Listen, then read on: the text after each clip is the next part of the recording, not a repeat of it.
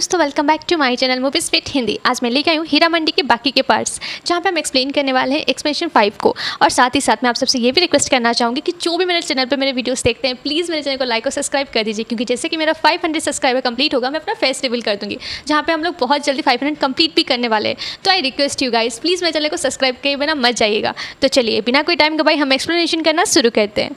Episode 5 की शुरुआत में हम ताज को देख पाते हैं और वहाँ पे आलम को भी, जो कि आलम अपने नथ उतराई की रस्म से भाग के ताज के घर पहुँच चुके थे। और वो वहाँ पे ताज को देखती है और ताज भी आलम को देख के काफ़ी ज़्यादा खुश होता है। उसके बाद वो ताज जो होता है वो नीचे आता है आलम से मिलने के लिए, जहाँ पे आलम उसको उसके खत के बारे में बताती है और साथ ही साथ ये भी बताती है कि वो वहाँ से भाग के आ गए अपने घर से। जिसको सुनने के बाद ताजदार जो होता है वो बिल्कुल इनकार कर देता है उस खत के बारे में, क्योंकि उसने तो कोई खत लिखा ही नहीं था।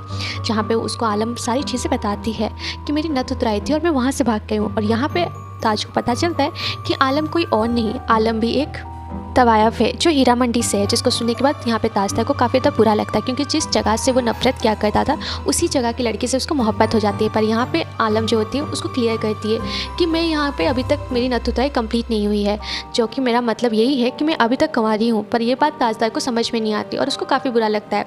तो वो आलम को कहता है कि तुम रिटर्न चले जाओ, बट आलम मना करती है कि मैं वहाँ पर नहीं जाना चाहती। तो ताजदार फिर उसको कुछ नहीं कहता। आलम वहाँ से निकल के आके बाहर चौराहे पर बैठ जाती है, जिसको ताज ऊपर से देख रहा होता है और उसको काफ़ी बुरा लगता है। तो वो गाड़ी निकाल के आता है और आलम को बैठने के लिए कहता है, बट आलम मना कर देती है। उसके बाद ताज उसको अपने साथ अपने घर ले जाता है और साथ ही साथ ये भी कहता है कि तुम कुछ दिन यहाँ पे रुक जाओ और आगे तुम्हें कहाँ जाना है, क्या करना है, इस बारे में तुम सोच लो।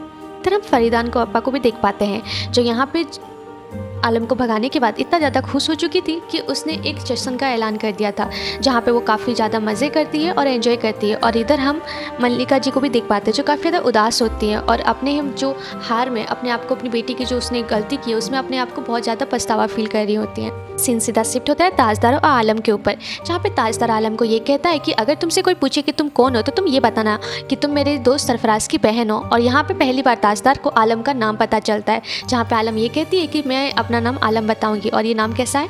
जहाँ पे सुनने के बाद ताजदार उसको खाना ला के देता है और आलम खाना खाती है। खाना खाते हुए ताजदार आलम को काफ़ी प्यार से घूर रहा होता है, तो आलम उससे पूछती है क्या, पर वो कुछ बताता नहीं है। नेक्स्ट डे मॉर्निंग का सीन शिफ्ट होता है, जहाँ पे हम आलम को देख पाते हैं जो ताजदार की दादी के साथ घर के अंदर एंट्री करती है, जहाँ पे उसकी दादी का और उनका काफ़ी अच्छा बॉन्डिंग हो चुका था और वो काफ़ी खुश भी थे एक दूसरे के साथ। हम ताजदार के पापा को भी देख पाते हैं, जो ताजदार की बातों से और आलम की बातों से उसको काफ़ी ज़्यादा डाउट फील होने लगा था कि कहीं ना कहीं ये लड़की झूठ बोल रही है और ये ताजदार की दोस्त की बहन हो ही नहीं सकती। सीन सीधा शिफ्ट होता है बेबोजान के ऊपर, जो क्रांतिकारियों से जाके मिलती है।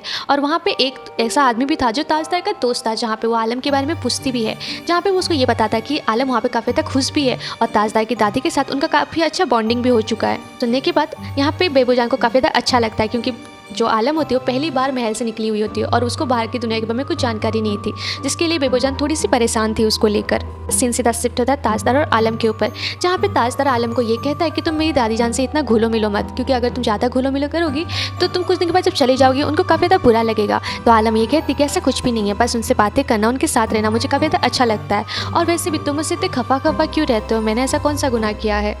ताजदार कुछ भी नहीं कहता और वहाँ पे उसकी एक शायरी सुन के चला जाता है। उसके बाद सीधा सीन शिफ्ट होता है हीरा मंडी के ऊपर, जहाँ पे हम बेबोजान निदा आपा को देखते हैं, जो एक अंग्रेज़ ऑफिसर के सामने अपना मुजरा कर रहे होते हैं। पर यहाँ पे फरीदन के पास वो जो अंग्रेज़ ऑफिसर वो नहीं आते, वो सीधा बेबोजान को लेकर चले जाते हैं। जिसके बाद यहाँ पे जो उसकी आपा थी वो काफ़ी ज़्यादा गुस्सा होती है और बहुत ज़्यादा हंगामा मचाती है उस होटल में।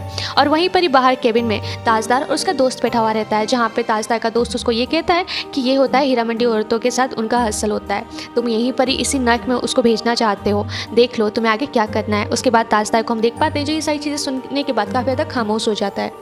ताजदार को देख पाते हैं जो सीधा घर आता है और आलम से जाके ये कहता है कि तुम्हारे लिए खत आया और तुम्हारे भैया ने कहा है कि तुम 1 महीना यहाँ पे आराम से रह सकती हो। जिसको सुनने के बाद आलम को भी काफ़ी ज़्यादा अच्छा लगता है, तो वो तुरंत ही यहाँ पे रिप्लाई में ये कहती है कि आप भाईजान को खत में ये लिख दीजिएगा कि क्या हम यहाँ पे 2 महीना रह सकते हैं, क्योंकि हमें यहाँ पे रहना काफ़ी अच्छा लग रहा है। जिसको सुनने के बाद ताजदार कहता है ठीक है, बिल्कुल ऐसा ही होगा।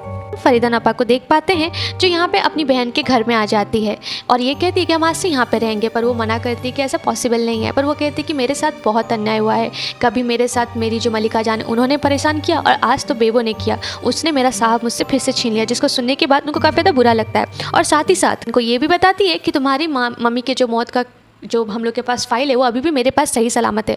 अगर तुम्हें वो फाइल चाहिए और अपनी मम्मी का जो मौत का केस है उसको दोबारा रीओपन करवाना है तो तुमको मेरे को यहाँ पे रखना पड़ेगा और मेरा साथ देना पड़ेगा, ताकि मैं वो माँ बेटियों से बदला ले सकूँ। जिसको सुनने के बाद फरीदन इस बात के लिए राजी हो जाती है। सीन सीधा शिफ्ट होता है उस्ताद के ऊपर, जो गलियों में ईद के लिए शॉपिंग कर रहा होता है। और उसी वक्त वहाँ पे वो आलम को देखता है ताजदार की दादी के साथ, जिसको देखने के बाद वो काफ़ी ज़्यादा खुश होता है और सीधा मलिका जान के पास जाता है ताकि उनको ये खबर दे सके। बात और क्या होना था, यहाँ पे उस्ताद जो होता है सीधा मलिका जान के पास आता है और ये कहता है कि मैं ऐसे खबर लेके आई हूँ कि आप ईद आने से पहले ही मुझे ईदी दे देंगे। आप ईद में एक काम कीजिएगा, ताजदार के जो महल है वहाँ पे जाइएगा, आपको वहाँ पे खुशखबरी जरूर मिलेगी।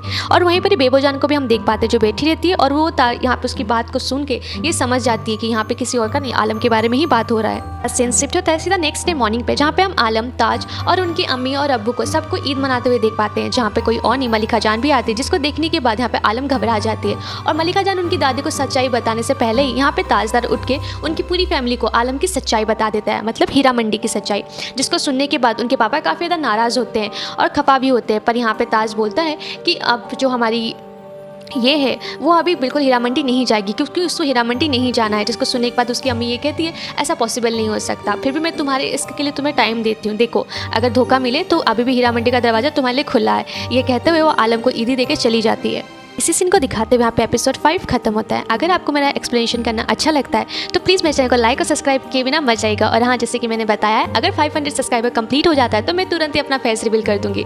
तो गाइस जल्द से जल्द मेरे सब्सक्राइब बटन को क्लिक करें और लाइक बिना के मत जाइएगा। तब तक के लिए राधे राधे।